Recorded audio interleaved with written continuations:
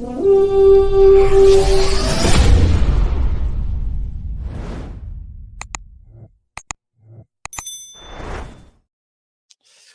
you for tuning in to the Skol State of Mind podcast. As you already know, I'm your host, D Woods, and we are going to keep it moving. We are going to talk about my expectations on the Vikings, quote unquote, mini buy. Yeah, they had a game on Thursday. It didn't go well.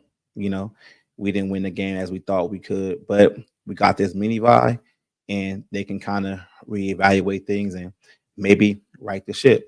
I really hope so. So, first off, let's talk about injury management. Now, the biggest injury to hit us this year, Christian Darrisaw, right? Christian Darrisaw, our all pro left tackle, is going to be gone for the rest of the season, right? There's no real way to say like how you're going to replace him because you can't replace his production. Like, he's Christian Darrisaw. It's like you just can't replace that. What he does is he's just one of those great players that you have on your offensive line. But this is football, and I was always taught that next guy up mentality that just gives the next person the opportunity to excel and showcase their talent and going forward, and maybe they can develop into an exciting type player. So he's gone for the season, and hopefully the Vikings can get TJ Hawkinson back against the Colts on Sunday, and maybe Black Cashman with that turf toe injury. I mean, those are just the major injuries that we have. The rest of the injuries right now are just like, nagging things here and there, or, basically like veteran things that need to have days off. But that Christian Darrisaw one really, really kind of like it took the wind out of me when I heard that he was, going for the season. I was just hoping like maybe it was going to be like a couple of weeks, but that's the thing about football.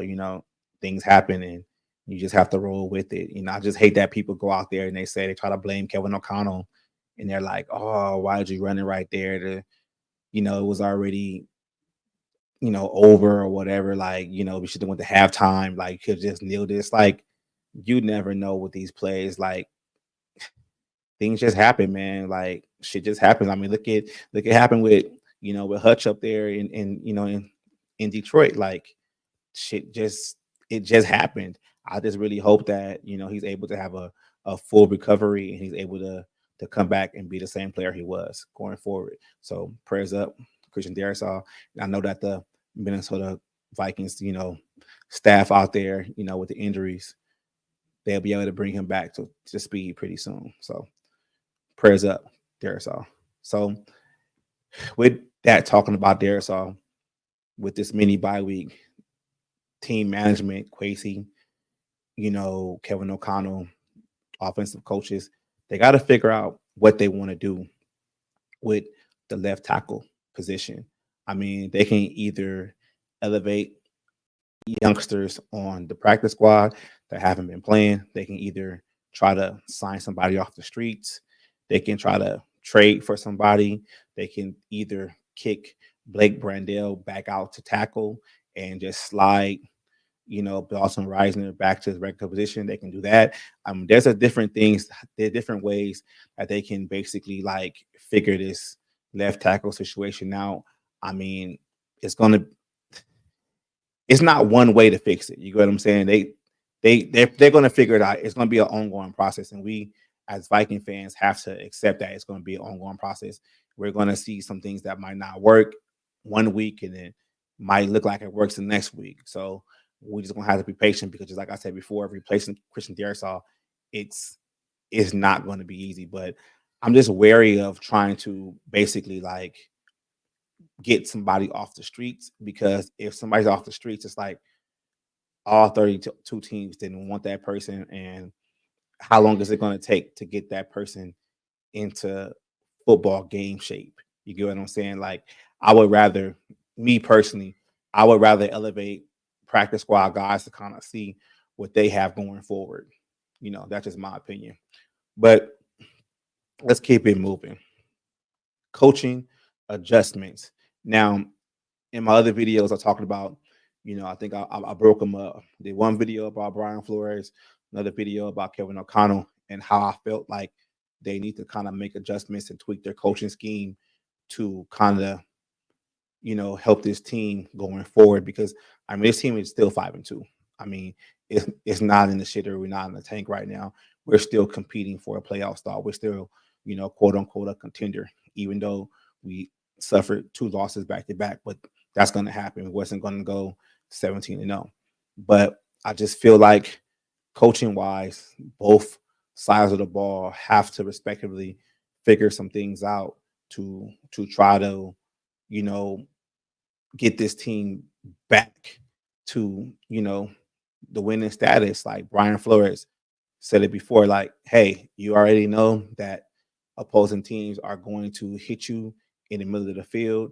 They're going to leave tight ends in to help block, help their blocking schemes. You're gonna have to figure out a way to, you know, go through that. You're gonna have to figure out a way to figure out your defense a whole lot differently. So your edge rushers can get home, because we can't have another game like the Rams where, there's no pass rush, where the opposing quarterback is just clean all game.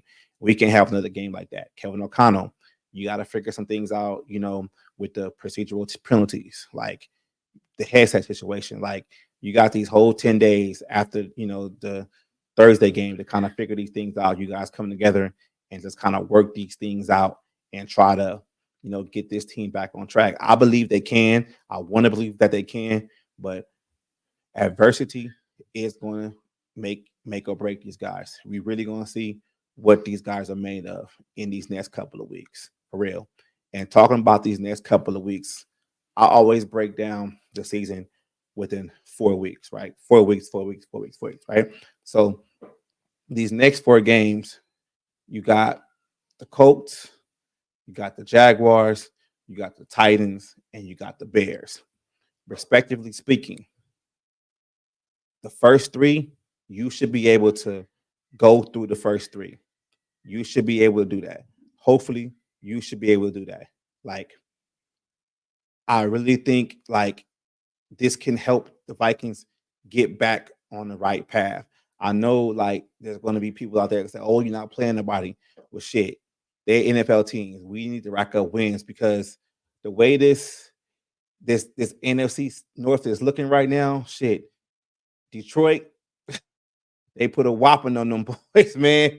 They put a whopping on them Titans, man. It's like they rolling. Green Bay rolling. Like Chicago just suffered a loss, to the Commanders, but Vikings, we gotta stay afloat, man. We really gotta stay afloat. So you gotta raffle off those 3 wins. Bam, bam, bam. And then you got Chicago. Like, I say you gotta get Chicago too. Like, Chicago's been playing well. Like, I really like what I'm seeing from Caleb Williams right now. Feel like he's kind of found his footing. He's pretty found who he is in this NFL. And I just like, man, you gotta get these wins, man. You really gotta get these wins, because it seems like at the end of the season, man, like your last 2 games is with Green Bay and Detroit. So you gotta figure out, and if you really have any kind of playoff expirations going forward, then you know you gotta keep winning games. You gotta stack wins. So my overall outlook, this is how I feel about it, man. It's my overall outlook. I'm gonna be completely honest with you guys. This is Kevin O'Connell's 3rd year, right? And if you already saw the video, I already talked about Kevin O'Connell and Kwesi Odonfomensa signing 4-year deals. They're both in 4-year deals, right? So let's just put it in a different perspective. First year, 13-4, right? Won the North, first round exit. All right, cool. Playing with house money. Second year, rash of injuries. Kirk Cousins go down. That happens. Blah blah blah. Right. This year, you get off to a 5-0 start. Drop 2. That's where we at right now. Me personally speaking, for this to be a successful season, I am not going to say we have to win a Super Bowl. I'm not going to say that. But for the progress that I need to see is, I need to see the Vikings go make the playoffs. I'm not saying they have to win the North. I'm not saying they got to get the first round bye. Go to the playoff and win a playoff game. That will make me happy. That will make me feel like this team is going into the right direction. That's something that we can build on. You get what I'm saying? That's progress from one year to another. Like you went to the playoffs 1 year with this regime, you first round exit, injuries came the second year, you went back to the playoffs, you got to the divisional round, whatever happens there happens there. You have to make the playoffs and get a playoff win.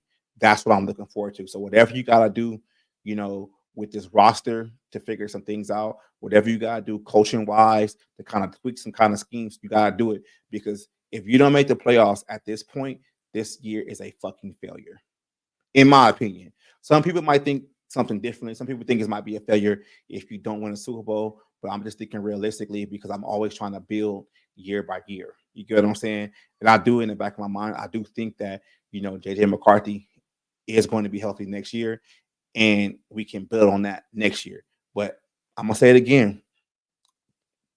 A win for me this season is going to the playoffs and winning the playoff game. That's how I look at it. So, that's all I got for that mini buy outlook and my expectations. Thank you guys for tuning to the Skol State of Mind podcast. I really appreciate it. And you guys already know how I end it. Skol, baby.